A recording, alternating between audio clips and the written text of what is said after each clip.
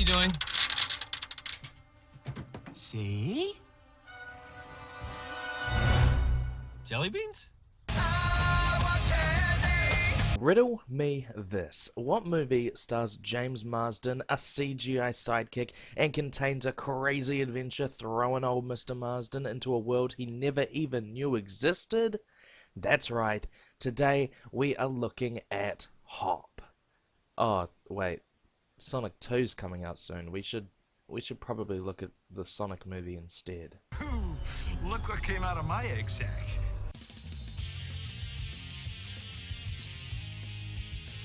Sonic the Hedgehog is one of, if not my favorite video game brand. From games to shows to comics to Lego, I love almost everything that has come out of this franchise. So imagine 2020 Batchicken being excited to see the new Sonic movie and it turns out being good? Bad? I'm not gonna spoil how I think about this movie this early into the video, but the title kinda already reveals what I think.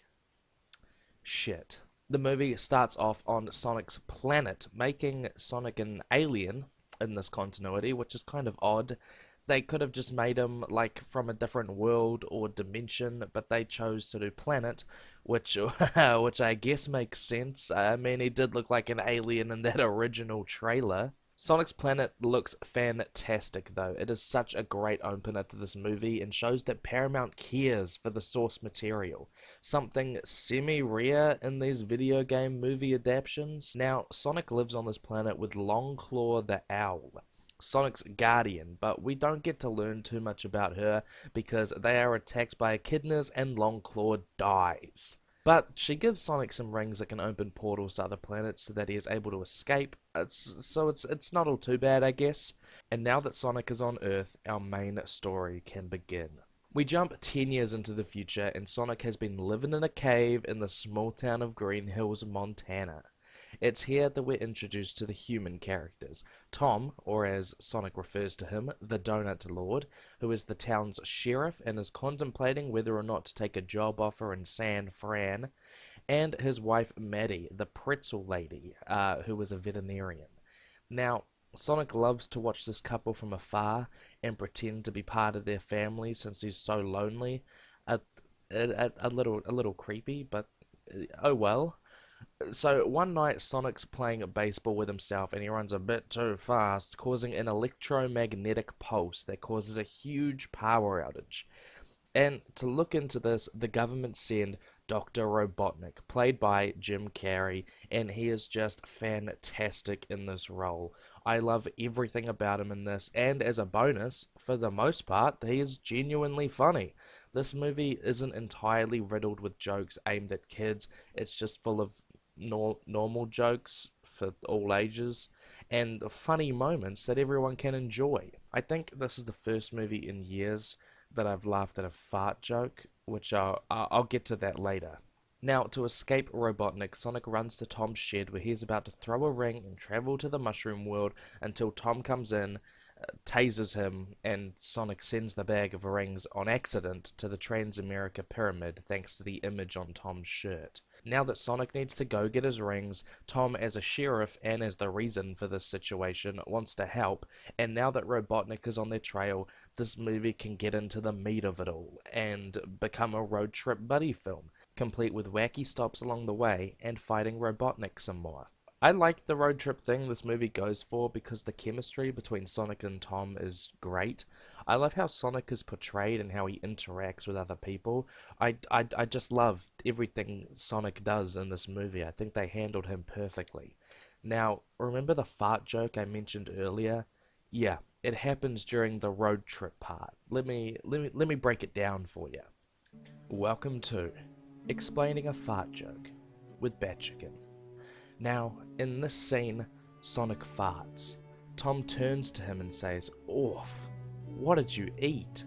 Sonic replies, "I think it was called a chili dog?"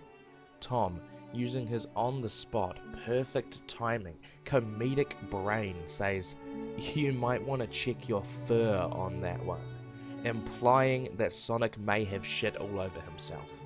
Now, they end up in San Francisco, at Maddie's sister's house, where Maddie can treat Sonic since he got hurt in an earlier fight.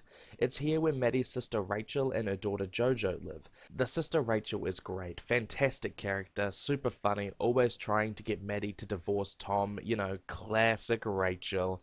This movie is just really, really funny. I don't know how many times I can say it. But at this house, Jojo gives Sonic some new shoes, which, oh, they look like the ones from the game, to replace his old, gross, worn-out shoes.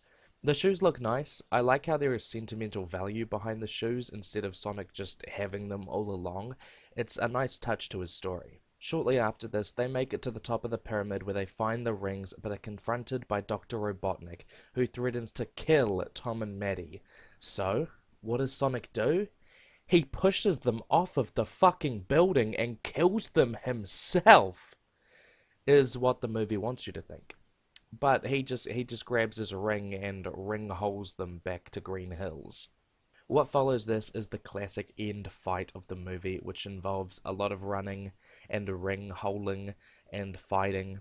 I'm not going to go too much into describing the fight, but it ultimately ends up with Robotnik being thrown into the mushroom world and the townspeople accepting Sonic, with him going to live with Tom and Maddie now that Tom has decided to stay in Green Hills.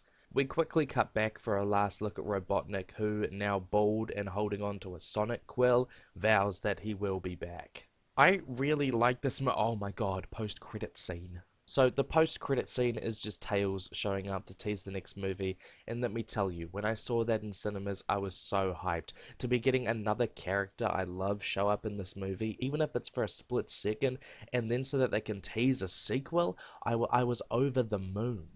Now, I really like this movie. A lot. I would even say that I love this movie. Do I think it's a perfect Sonic movie? No, but very, very close. I do think that there are some things that the sequel could do better than this one by having some more Sonic-y elements in it, which, judging by the trailers, it looks like it does.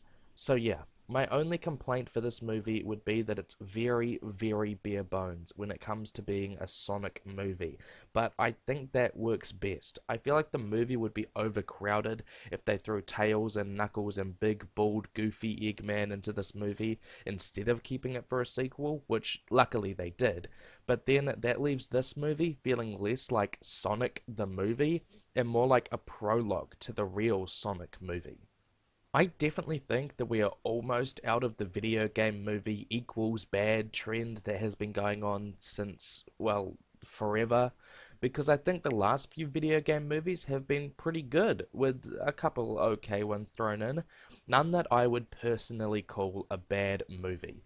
But then again, I haven't seen that new Resident Evil yet. I'll share my thoughts on Sonic the Hedgehog 2 when I see it, but as for this first one, as of this moment right now, I think that Sonic the Hedgehog is the best video game movie.